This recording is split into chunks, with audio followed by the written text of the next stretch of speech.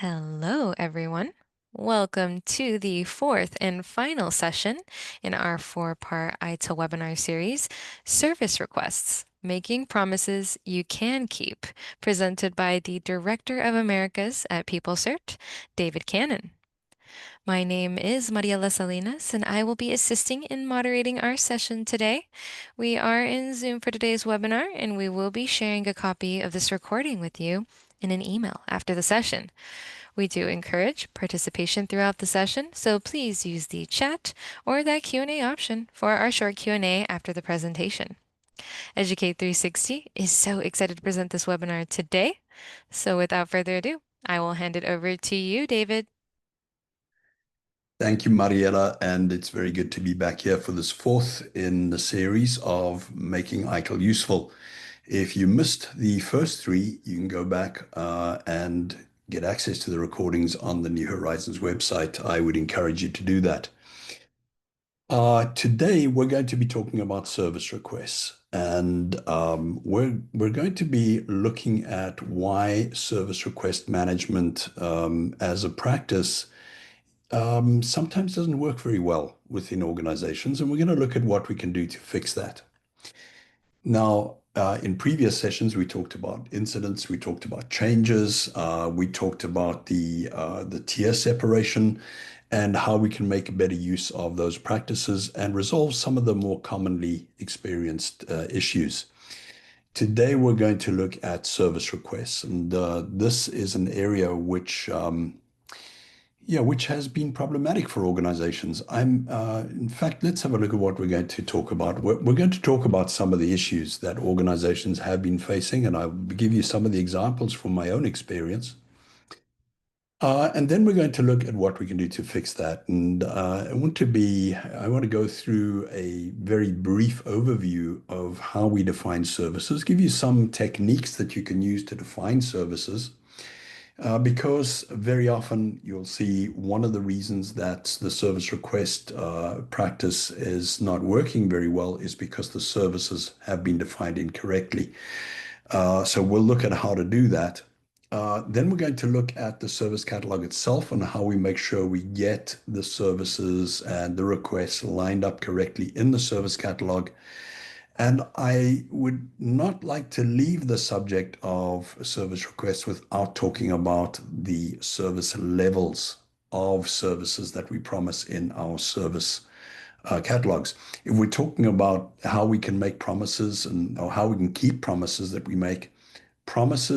make, no matter what format we use, are really service level agreements. They may not be called that, they may not be documented, but if we've set an expectation and we have made a promise to a customer or a user about what service they're going to receive, that is a service level agreement. So I'm going to look at how we can understand that whole cycle of creating, defining service level agreements more effectively.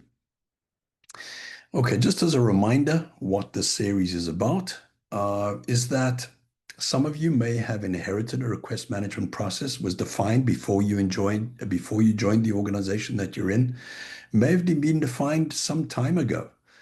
And although in the organization you may not be referring to it as ITIL, maybe it was developed using some version of ITIL, some previous version of ITIL, and therefore we're using terms like service request, we're using terms like service level agreement, service catalog, but we may be using them in an outdated way, or we may be struggling with them because they were designed for an environment that has changed. So I'd like to take a look at what ITIL says today and whether ITIL can be useful in those practices or in those organizations where service request management has been applied some time ago. You may have also defined service request management using guidance from a tool vendor. And the tool vendor may not have been using the full set of guidance that is available in ITIL. So we'll take a look at that as well. I'd like to point out the old ways are not always the best, although sometimes they have a lot of wisdom.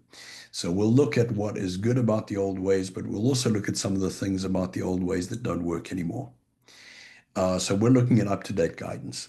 Now I'm going to move into the next set of slides, and I really just want to focus on three issues because three is enough to start with.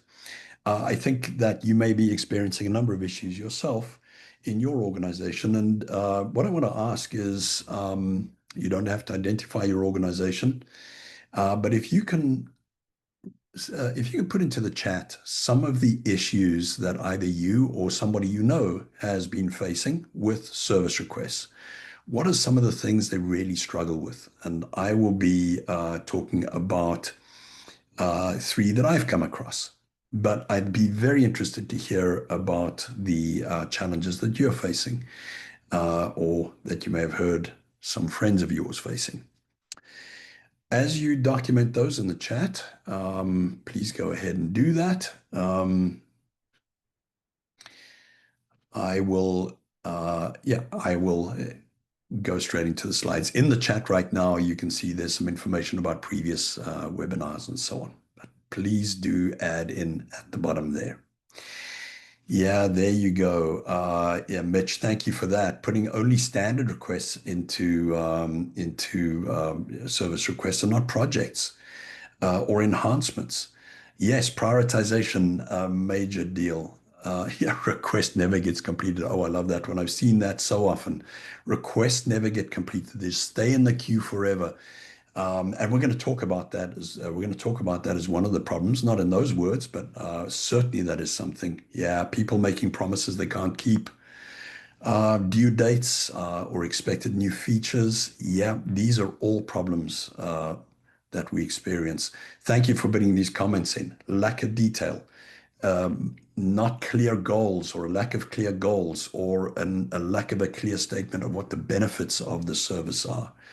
And all of these kind of issues are symptoms of what I'm going to be talking about today. So keep them coming.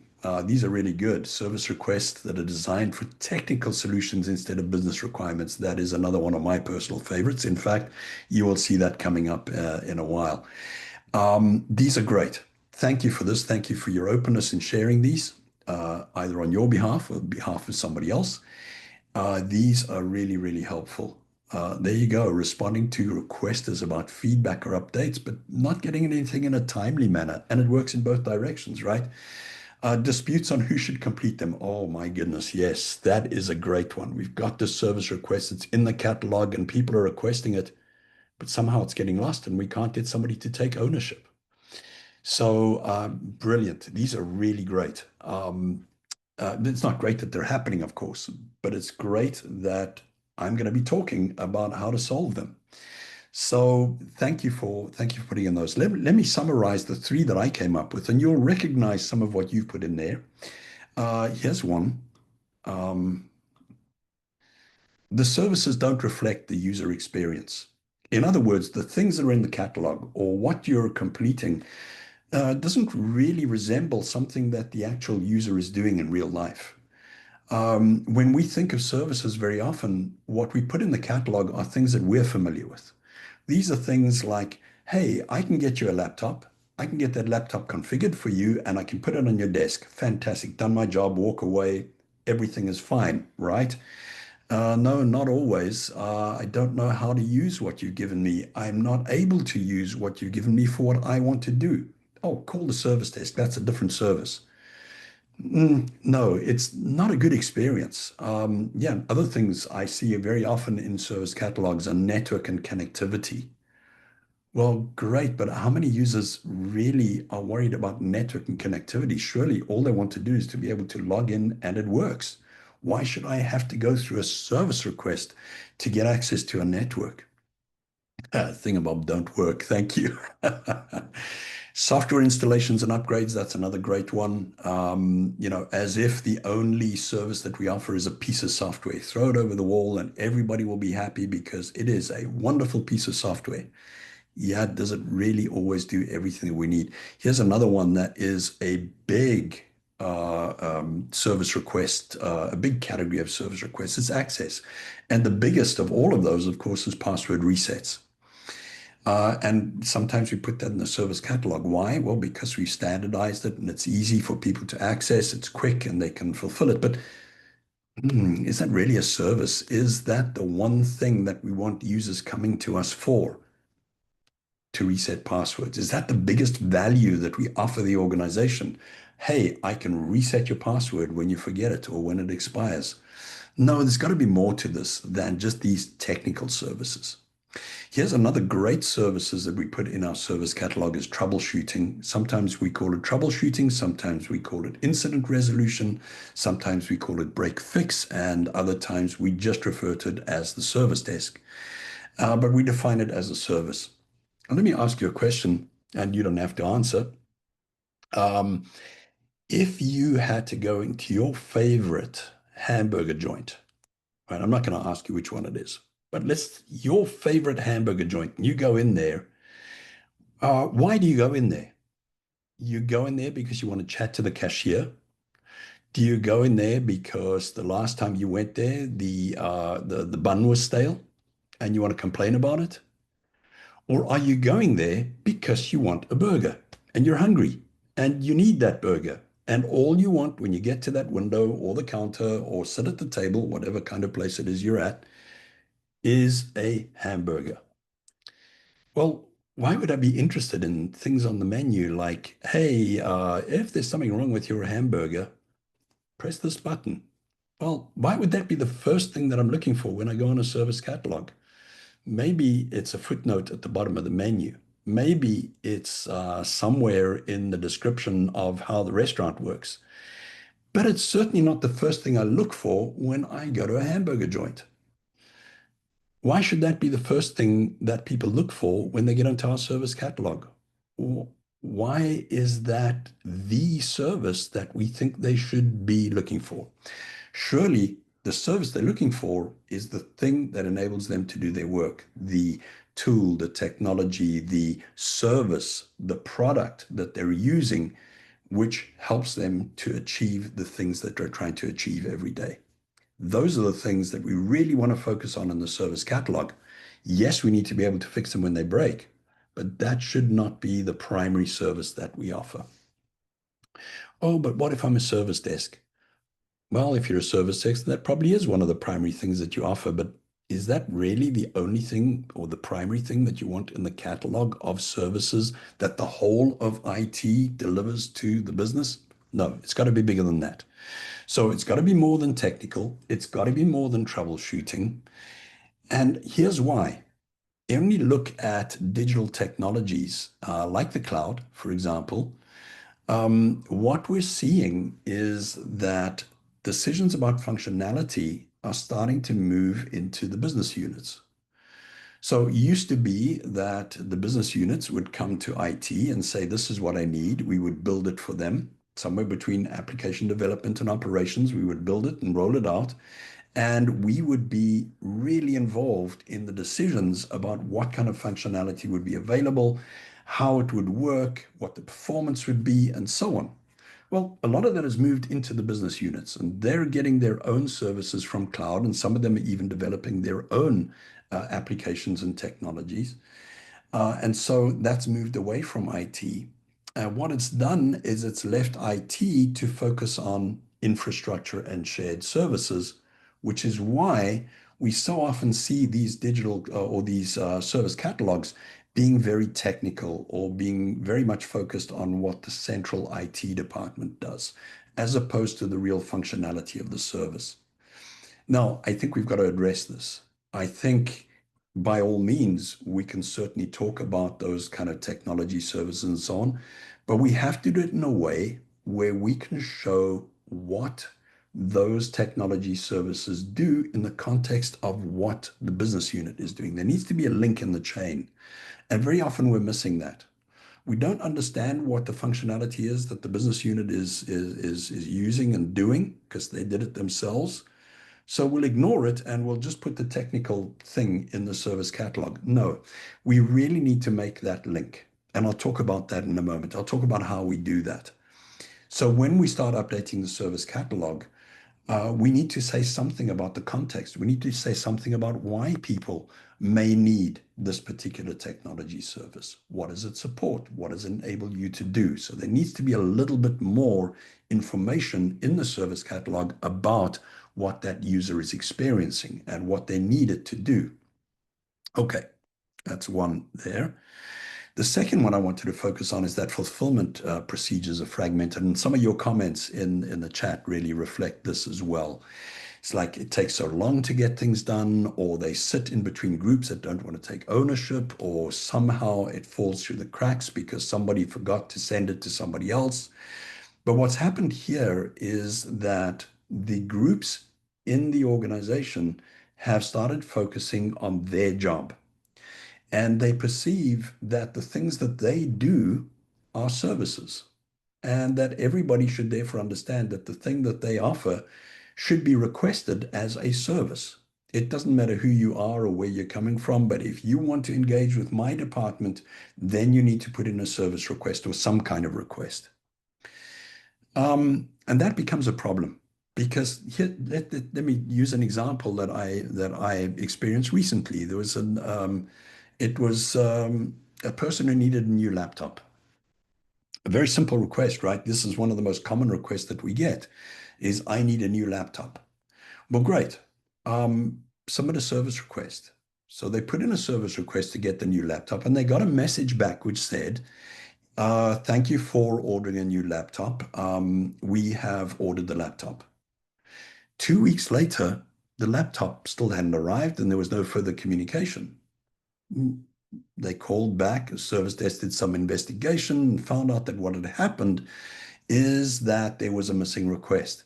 Somebody needed to submit a second request so that the laptop could be configured because the people who ordered the laptop were as a different group than the people who configure the laptop and install the image and so on and so forth. So second request is generated. Another week goes by. Hey, it's now been 3 weeks. I'm still waiting for my new laptop. What's going on? Oh, let me do some investigation. Oh yeah, it was the team is very happy because they actually configured your laptop within a day, and their service level agreement says 3 days, but they got it done in one day. That's fantastic. They did a really good job. Only nobody told the field engineers that they needed to come and get it from the store and deliver it to you. Oh, you need to submit a third request. Well, this is ridiculous, right? I mean, you basically have a single request, I need a new laptop, being split into three independently managed service requests. And each time I need that action to happen, I have to submit a separate request, right?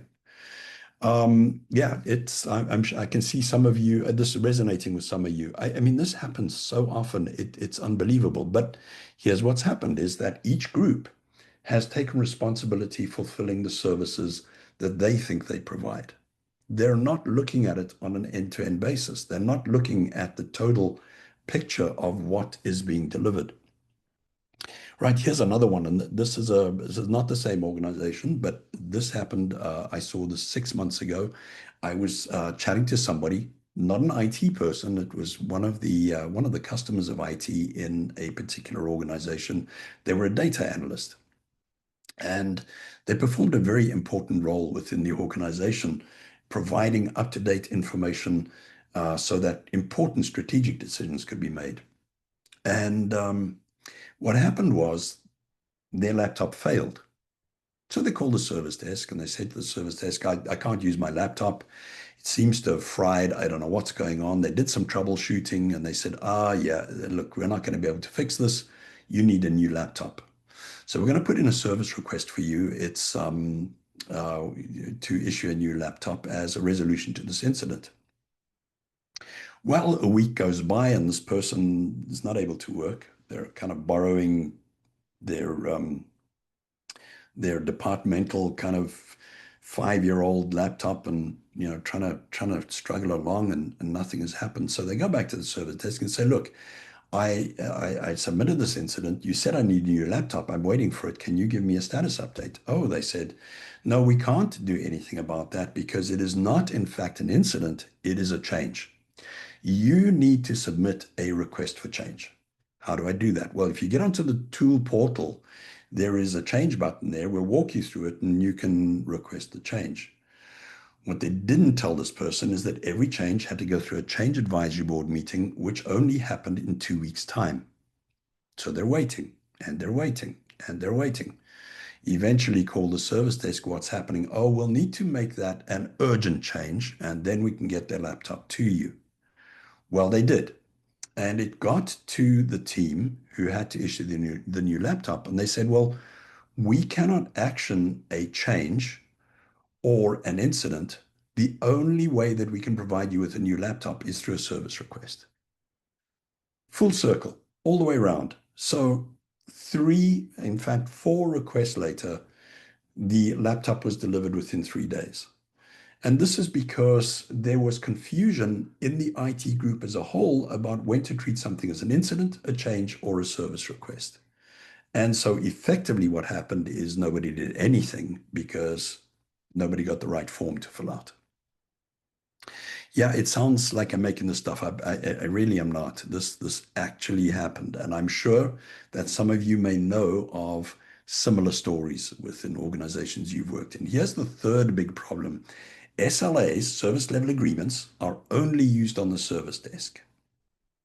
So basically what happened is we had a tool come in, we implemented this new tool, and there's a field in that tool which says SLA. And the SLA says, if this is a priority one or a severity one or whatever type, whatever category you're using, Sev one, priority one, impact one, whatever it's you're using, then you have 4 hours to fix this incident.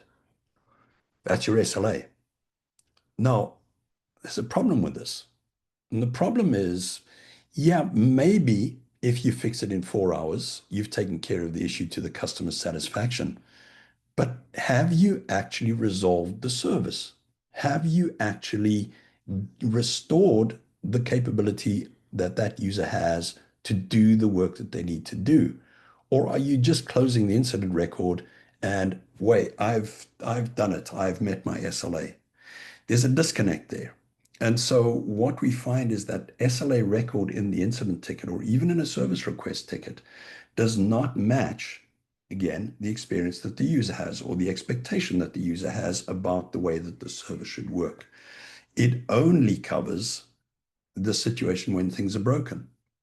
Well, to be honest, if the only thing I'm going to measure service on is what you do when you fix it or when it breaks, I'm probably not going to be very happy with that service. I'd much rather have an SLA which measures things that are valuable to me. Does it do what I need it to do?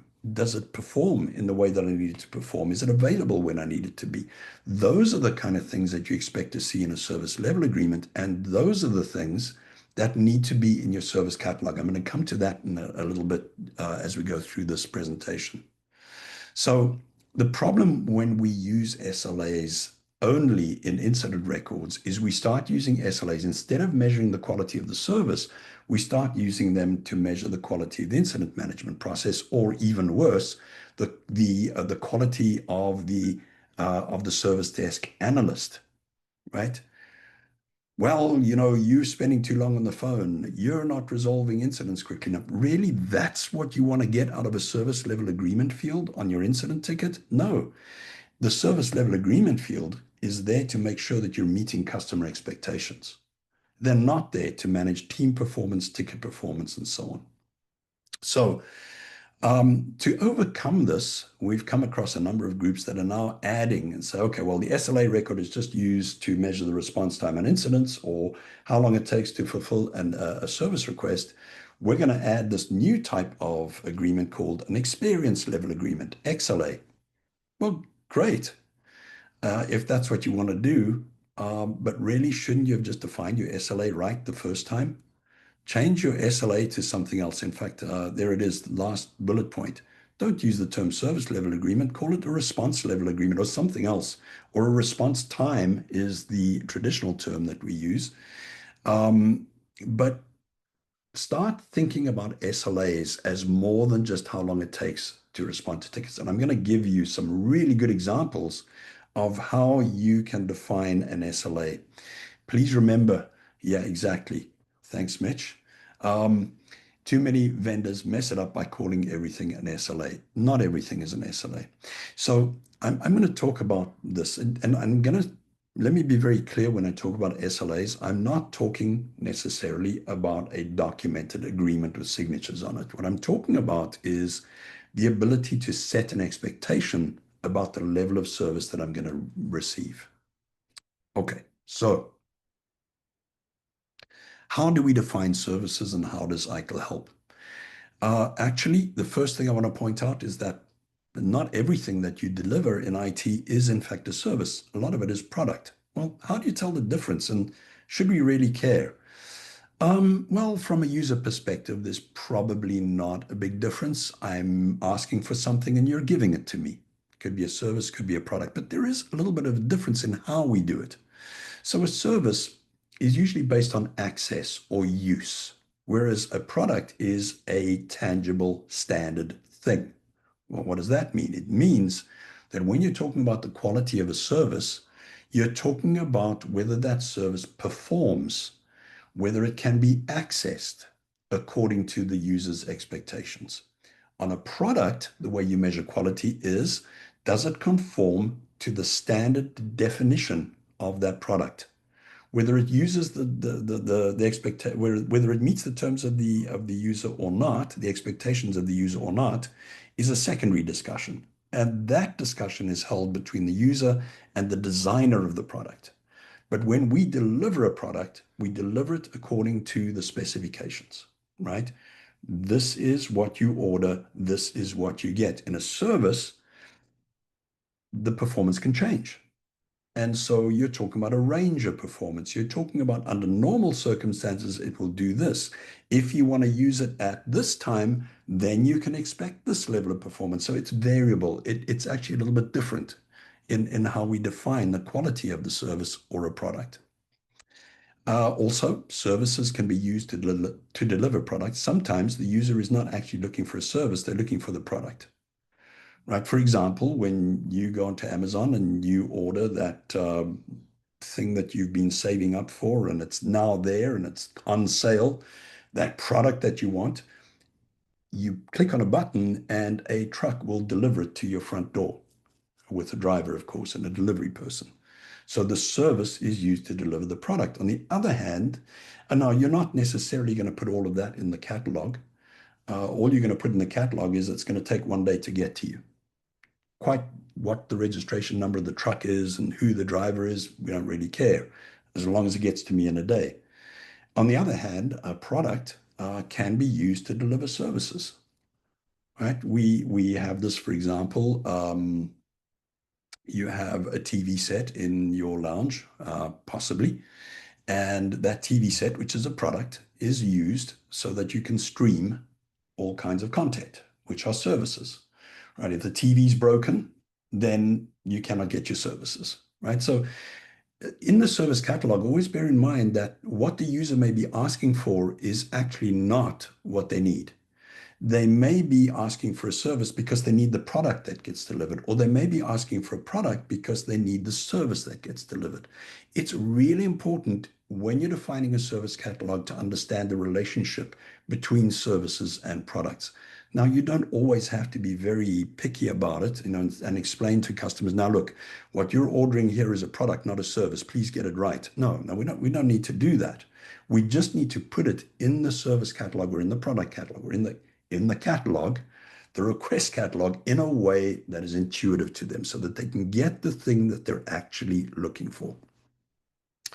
Right, a service is an activity or function that is performed for somebody, whereas a product is an item that's delivered to someone and they tend to perform the activity themselves. Right, so a laptop is a product. Configuring that laptop so they can use it may be a service. Right? Now, do they care whether that service is being delivered or not? No, they just want the product with the configuration in place. So we need to make sure that it's bundled together when we put it in the catalog. A service does not exist until it's used. You can request it until you actually use it. It's not doing anything. It's just latent. Whereas a product, when you order it, you pay for it, whether you use it or not. Right? Service tends to be on a per usage basis. On services, the demand is dynamic, right? We don't always know when the service is going to be used, and so we have to be very careful in the service catalog in explaining that there may be changes in performance depending on when you're going to be using the service, right? Whereas in a product, the demand is static within a range of use. As long as you're doing this with the product, it's gonna enable you to do these things in this way. Other than that, you want to use it outside of what it was intended for, it's probably not going to work for you. So the conditions of use for a product are very important when you're talking about a service catalog. Now, I don't want to get into too much detail on this. My purpose in putting this up here is that when you understand what a service is in the organization, when the organization agrees and has a common understanding of what a service is and what a product is, it becomes a lot easier to put those definitions into your service catalog and to make sure that the requests are flowing the way that they should to the right group in the right sequence. Right. Now, let's get to the practical. How do you define a service? I'm going to give you a five-step program here. It's actually very simple, but it really works. And I will give you an example. The first time I tried it was a number of years ago. I was in a factory. The factory manager was about to fire the IT department of the corporate office because they couldn't do what they wanted to do. The IT manager said to me, "Can you come with us and help us define what it is they're looking for?" And I said, "Sure," not knowing what I was walking into. We followed this five-step process. And by the end of that, not only did the factory manager insist that IT stayed, he was not going to outsource IT, but in addition, increased his budget for IT spend. So how did we do that? Well, first of all, we started with the customer and the user. We sat down with them in the context. We said, show us, what are you trying to do? Right. This is what we're calling the service. We had a fancy name for it. It was something like data integration and reporting or something. They said, no, that's not what we call it. We just call it the instructions for the manufacturing run. That's it. That's what we call the service. Oh, okay. Well, let's call it that from now on. Okay. Why do you use it? And they gave us a really good explanation of what the service did. They told us when they use it. They told us what would happen if it was not available, and that it would cost the company tens of thousands of dollars for every hour that the service was unavailable. And they showed us why. And we said, how do you use it? They said, well, this is what we do. And we immediately saw some of the things that were wrong, right? We immediately saw that we'd actually trained them incorrectly on how to access this service. Okay, so we could fix some of that stuff, but that wasn't the end. We didn't stop there. We went to step two. Okay, what does it take for us to deliver this service? So the IT group, and this was all on one day, the IT group stood aside and said, okay, we understand what they're doing. We understand why. We understand when. We understand how it works. Now let's figure out what we do to deliver that service.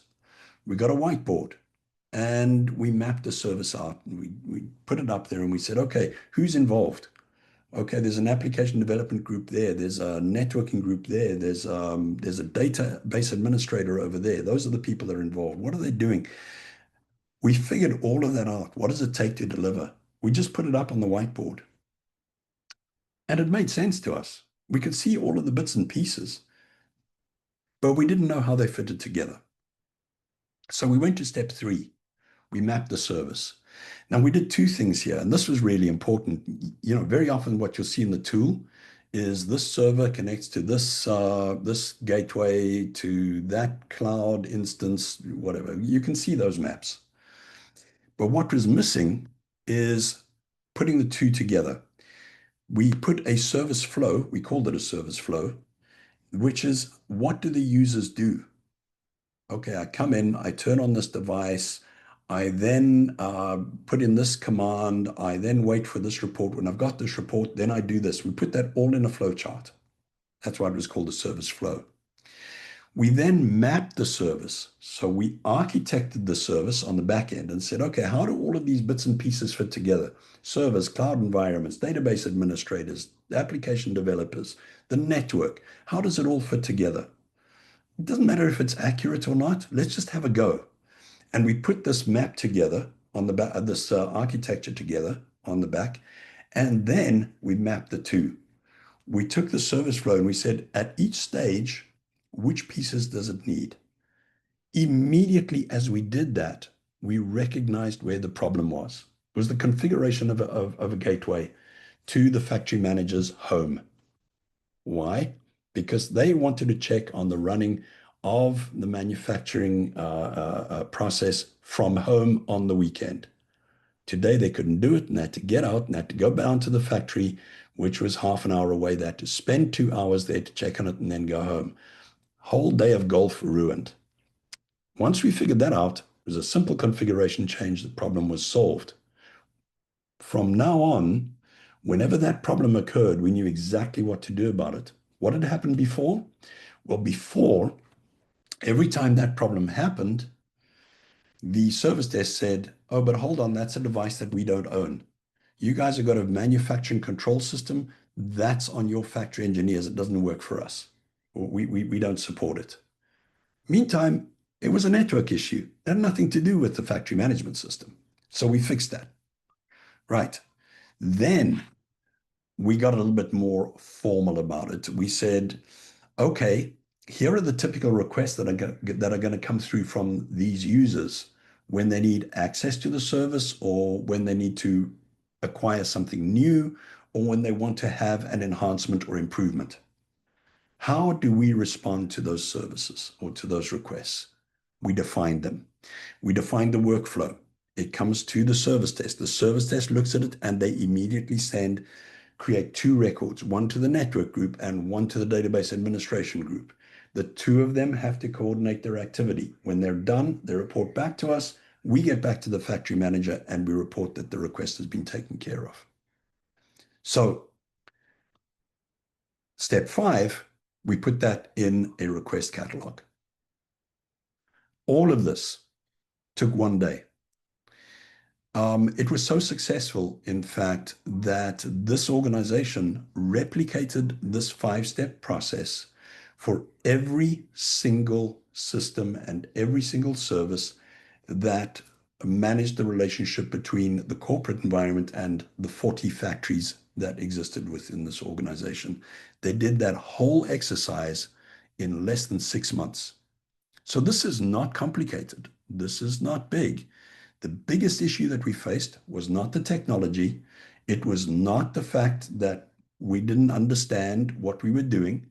The biggest issue we faced was the politics and people being willing to talk to each other. People being willing to say, you know what? That is my responsibility. That is something that I will take care of. If you let me know when, I'll do it. That was the biggest issue that we had to face. Okay, so now let's talk about getting the service catalog right. And I'm going to allow some time for questions as well. Um, First of all, getting the service catalog right is a matter of standardizing and automating. And by the way, that step applies for almost anything that you're doing in managing IT. Standardize and automate. Changes, standardize and automate. Incidents, try and standardize as much as possible. Common incidents that occur and automate how you resolve them. Almost anything that you can point a finger at, if you can ticket it, you can standardize and you can automate that ticket. Service requests are no different. So first, you start by creating standard fulfillment processes for frequently requested services. Willing to bet that most of you on this call have already done this for your password resets. You've probably got it for some of the other most common requests as well. I'm not going to get into the argument as to whether a password reset is an incident or a request for service. It doesn't really matter, right? The user needs it. We need to be able to respond. So we need to be able to standardize it and automate it. The second thing we do is where things are not quite standard, is we look for things that are handled in a similar way. For example, similar requests, they're not quite the same, but they always get handled by the same team. Create a model for that. And by model, what I mean is a standard workflow. So a workflow which says that when you get this category of request, can be one of 10 different things, but if it's this category, it will always be assigned to this group. And that group will take it and they will do some initial investigation.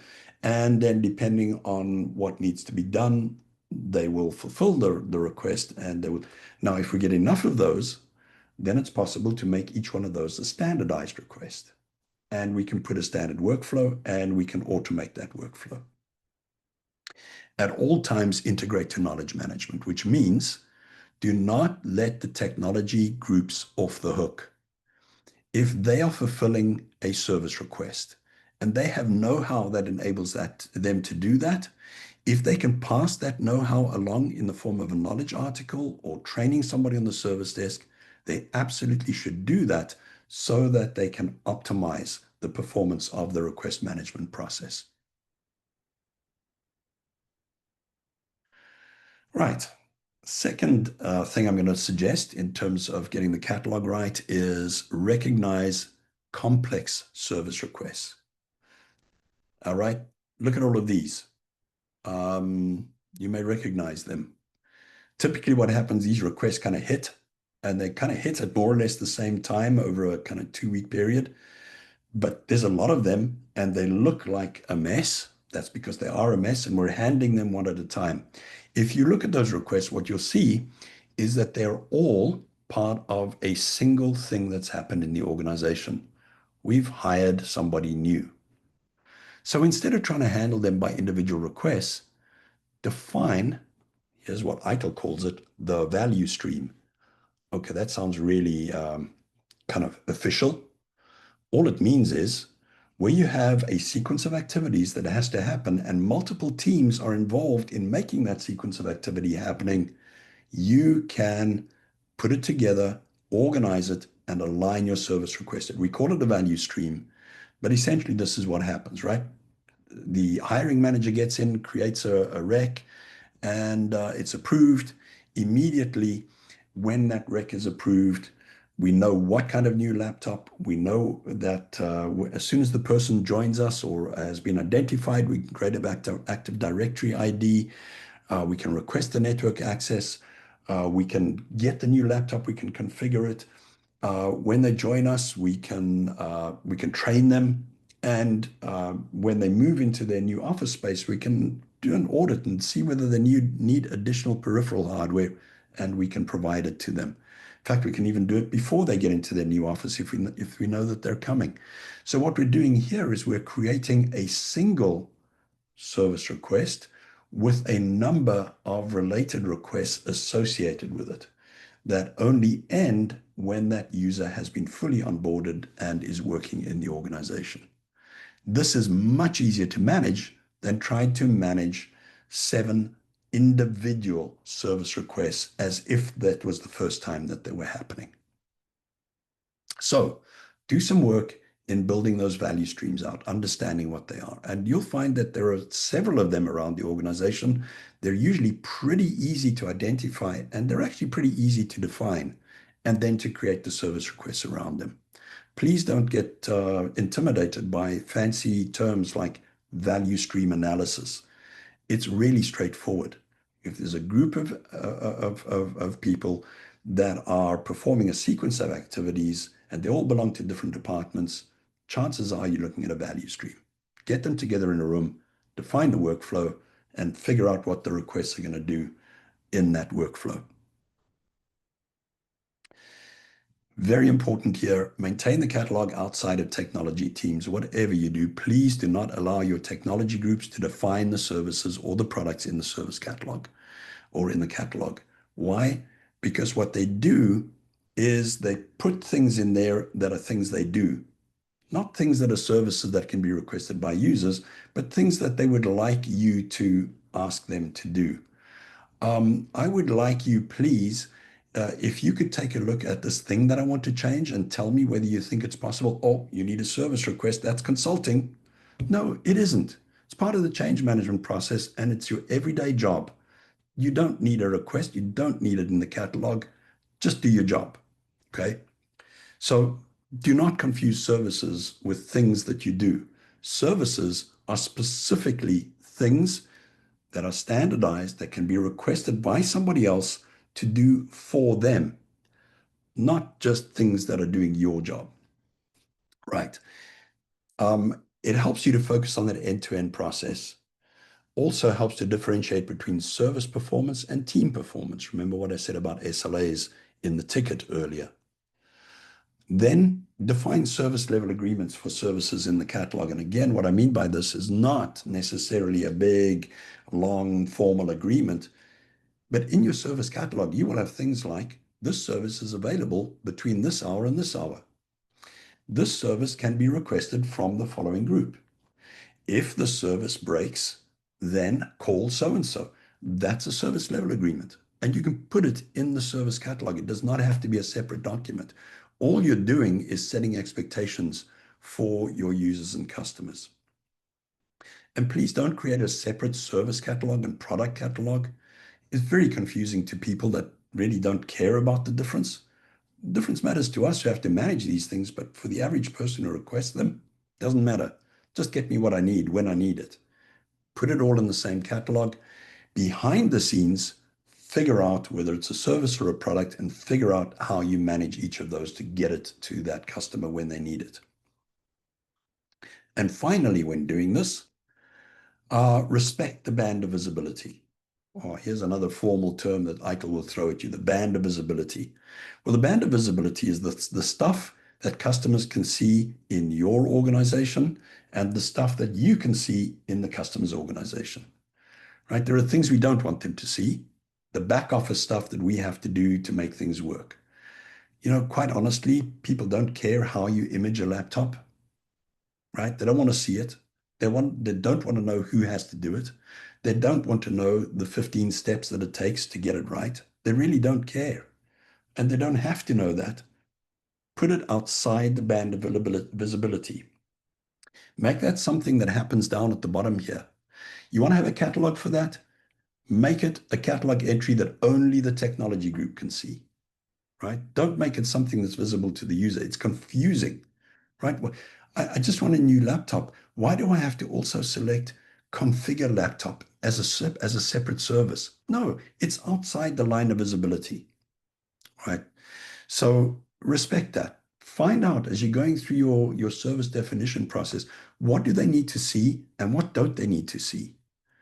Maybe you need a technical service catalog underneath the band of visibility so that you can coordinate multiple teams inside IT, but please don't put those where it's visible for the customers to be able to see. Yeah, Mitch is talking about the front stage and backstage. Yeah. Yeah, what about an IT for IT catalog? Absolutely. Keep it as a technical catalog, something that's only seen inside IT. There's no rule anywhere in the world which says you can only have one catalog. I mean, even restaurants do this, right? You have a menu and on the table, but in the kitchen you have a recipe book. You never bring the recipe book out to the table. You may, though, have a specific menu that goes into a little bit more detail for people who are curious about the ingredient or for people who have allergies. So there may be multiple versions of the menu available.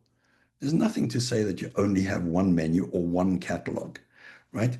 The catalog that you have needs to be visible to the people who need to see it. I mean, don't create too many either, but create the right catalog for the right audience. Right, and the final section is about service level agreements. We've spoken about them. I think they're really important, but again, not because we want big documents, but because they really help us to set expectations. Let me talk about how that works. It's pretty cool. If I had to ask you, and I'm not going to do it, but if I had to ask you, because I've done this several times, what level of service should you be providing? 80% of people, maybe even 90% of people will tell me I should deliver the highest level of service that's possible. I'm not going to ask if you agree. We don't have time, but most people say that. Here's the problem with that.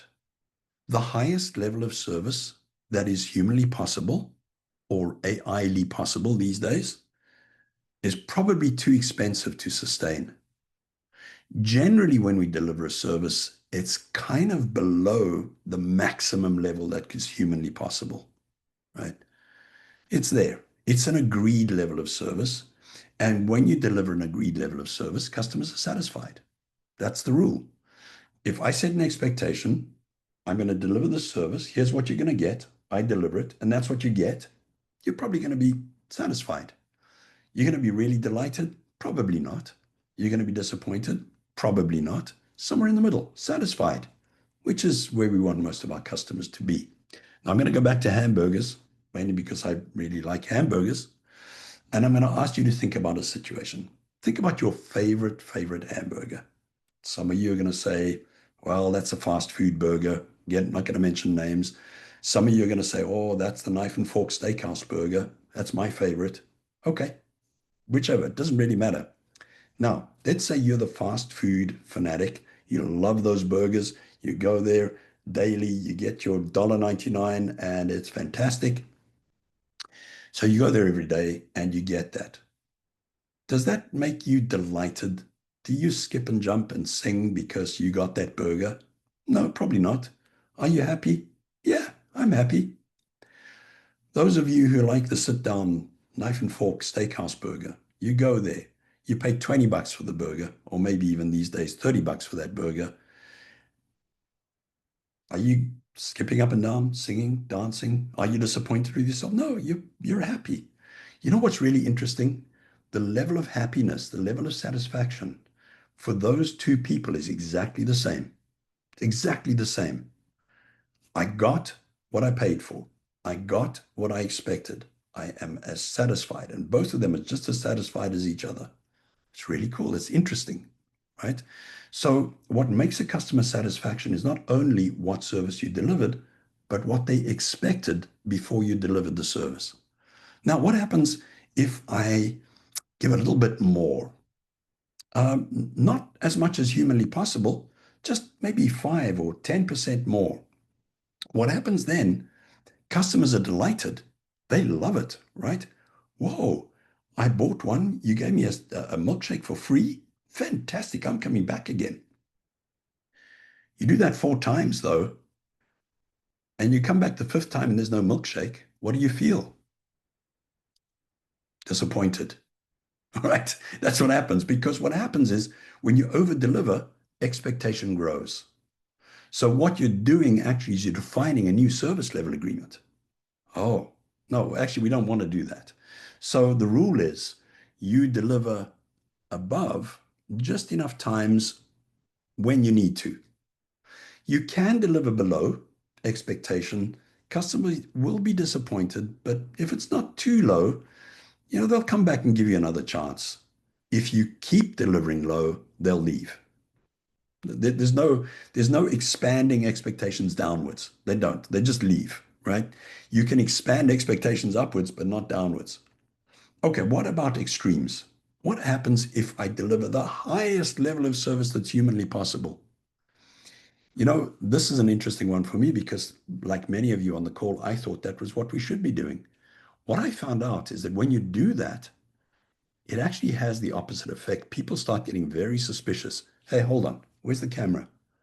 Yeah, I went to my fast food burger joint and you gave me a sit down knife and fork steakhouse burger. What's going on over here? Come on, you guys can't be serious. And by the way, where is my fast food? I don't have time to wait for this fancy burger that's. So actually, going above and beyond too far can have the negative effect. You don't want to do that. What about delivering total failure? Yeah, no, you don't want to be there either because customers are extremely disappointed. They will not even give you a second chance. They're out of there, right? So the ideal level of service, where should it be? Where should we be aiming to define expectations and deliver? I'll give you an example here, a very simple one. I remember years back, I was working on a service desk, and we had one analyst that whenever they went out to go and fix a problem would leave a chocolate on the user's keyboard, and the users loved that. Well, you can imagine what happened, right? The users, when they called the service desk, they didn't want anybody else to go to the service desk. Number one. Number two, our customer sat scores dropped dramatically because the rest of us weren't putting chocolates on the keyboards.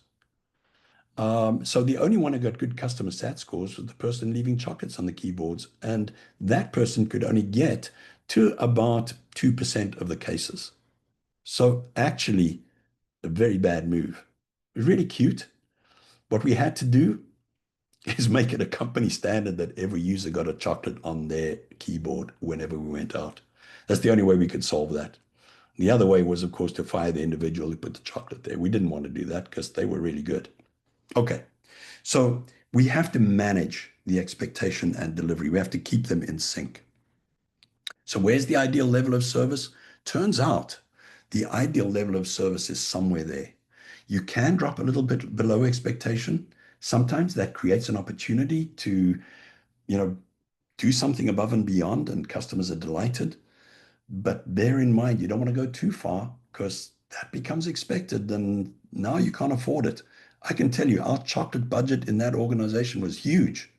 In fact, we had to create one because it didn't exist before, right? We don't want to do that, right? We want to keep the budget reasonable. So no over delivery. Under delivery is tolerable. It's not ideal, but it does allow us to bring back the customer to a reasonable level of expectation.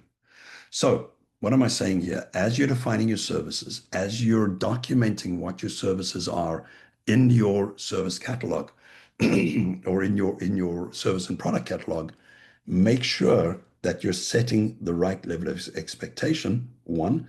Number two, make sure that everybody who's involved in delivering a service or fulfilling a service request understands what the expectation is and delivers according to the expectation. Right. That's the end of what I had prepared. We have just a couple of minutes. I've been watching the chat. Thank you for your comments. If you have any questions, please ask. Just as we move into questions, though, let me just make a couple of announcements. Just a reminder, some of you may have heard this before, but New Horizons is providing every person who takes an ITIL 4 foundation class starting in September will get a free PeopleCert Plus membership for 1 year. So that's great value. By the way, that is one of my favorite products that PeopleCert offer. You get all of the books, you get mock exams, you get a free take two if you're one of those nervous people about taking exams. Yeah, free chocolate bar. Thanks, Mitch. Now I'm going to have to up the budget of PeopleCert Plus. If you're interested in courses, the three courses that contain the information I've spoken about today are the foundation. There are some dates. The monitor, support, and fulfill, which talks about service request management, and the collaborate, assure, and improve course, which talks about service level management. There are dates should you be interested in taking any of those. Okay. If there are any questions, I will take them now. Happy to respond on email or on LinkedIn to any of you who have questions that you would like to ask me personally.